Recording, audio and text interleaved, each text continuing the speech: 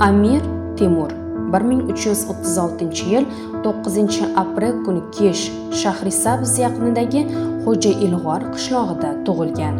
Rivoyatlarga ko'ra, u qo'lida qip-qizil qon bo'lagi bilan, sochlari esa mo'ysafid kabi oppoq holatda tug'ilgan.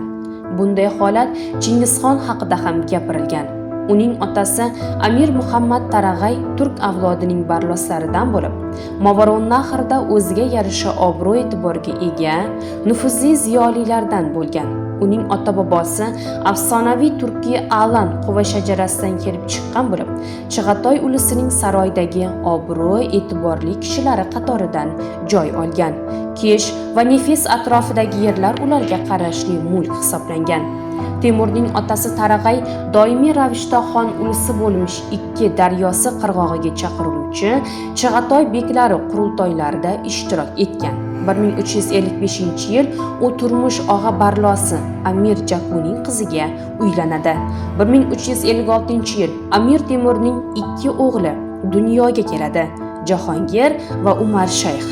13-asr boshi, 14-asr oxirlariga kelib, Movarounnahrning iqtisodiy ahvoli kundan kunga yomonlashib boradi. Bundan Mo'g'uliston xoni Tug'luq Temur foydalanib qoladi va hech qanday qarshiliksiz Qashqadaryogacha yetib boradi. Amir Temur unga xizmat qilishni boshlaydi.